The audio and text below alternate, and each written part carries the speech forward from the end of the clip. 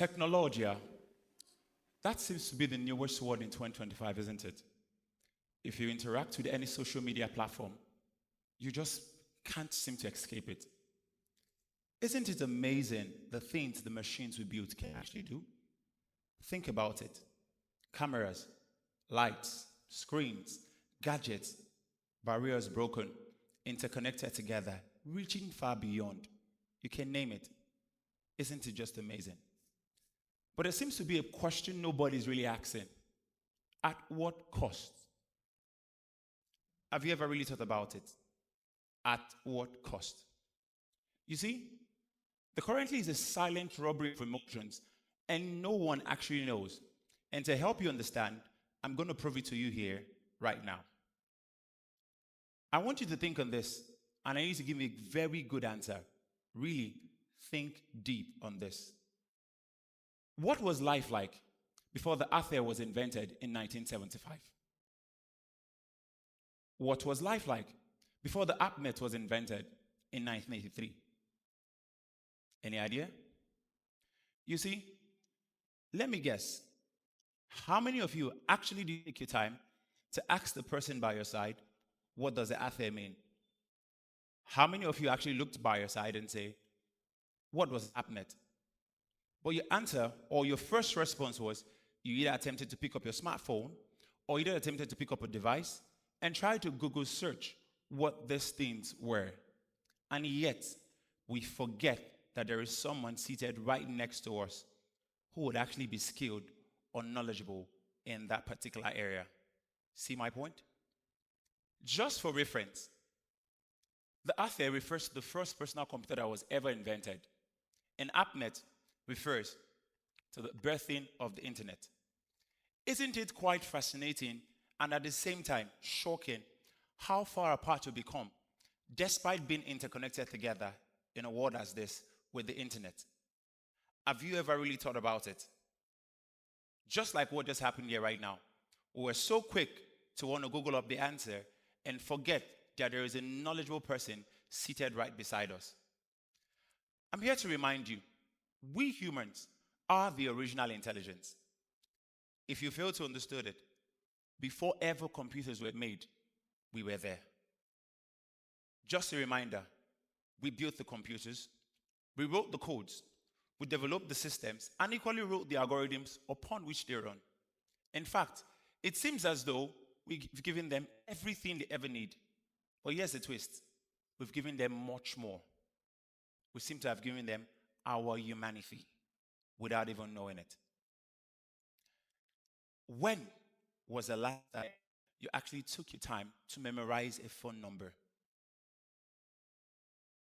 When was the last time you actually did feel your ink bleed into the paper, crafting that letter that meant a lot to the person next to you? All of a sudden, it seems as though we're living in a perfect world. Permit me to say, because we now suddenly have the perfect prompts to give us the perfect responses we need. Let's take it one at a time. Starting with the husbands.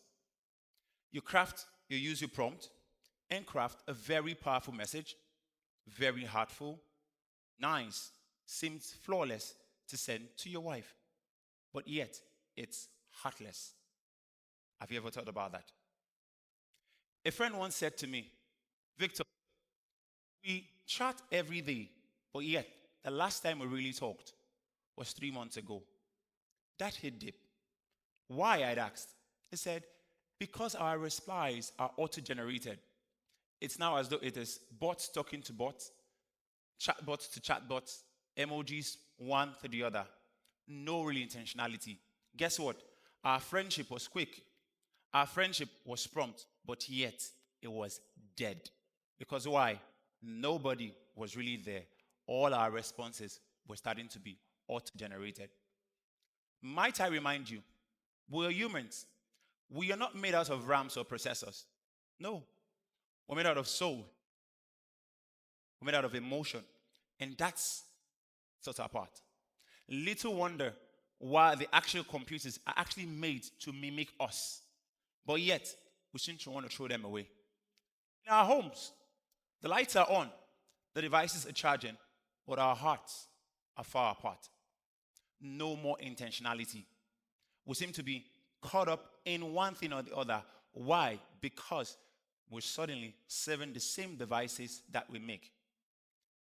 These machines were never meant to have a seat at the table. But right now, it seems as though they control the table because we let them. What about to a student? All of a sudden, it seems as if everyone has the perfect answer, or might I say, the perfect prompt. No more, I do not know, and I want to learn. Why? Because in the split of a second, you can pick up any particular device, type in the few words, and boom, you get the right answer. Do you notice that a recent research showed that over 80% of people who uses any particular search engine or the other tend to experience a brain drain? Because after 30 minutes of using that search engine, they tend not to remember what it is the result was. All of a sudden, though our computers are getting smarter, and allow me to say, we are getting dumber, we're losing ourselves to these same devices that we make. To everyone here, who is responsible for raising our children? It seems to me as though they're being raised more by the screens, not even the society, or to talk of the streets. We're so quick to say, go play with your tablet, go play with this device, go watch these shows. Little wonder you see media houses tend to want to do shows that seems to want to drive us apart. When was the last time we enjoyed a family ride together without anyone actually looking into the device and paying attention to ourselves, listening to ourselves speak while we go on that journey? When was the actual last time? Let us not become a people who would able to raise children who are able to climb leaderboards but can't climb trees. That seems to be where we're headed to right now. Look, I know what you might think. Well, how well do we now engage with technology without using our humanity? The answer isn't really to abandon it. Let me give you a story. What I have here in my hand is a Rubik's Cube. I remember buying this same time with one of my friends. This was about 3 or 4 years ago. The idea was to trick our imaginations, was to help us become smarter. After all, that's actually what this was designed for. I was stunned when it had come to me the following day, said, with his Rubik's Cube perfectly solved. How? I asked. His response was, I saw a 2-minute video on YouTube on how to solve this. Was that the actual essence? And when I asked, would you teach me? He said, I could show you the video. Well, I refused. It's safe to say, it's more than 3 years right now, and I still enjoy the joy of having my Rubik's Cube in my hand. He lost his. Why? Because he became bored of it. That's silently what is creeping to us. Where is our intentionality? So the real answer, how to engage with technology without losing our humanity. Be intentional.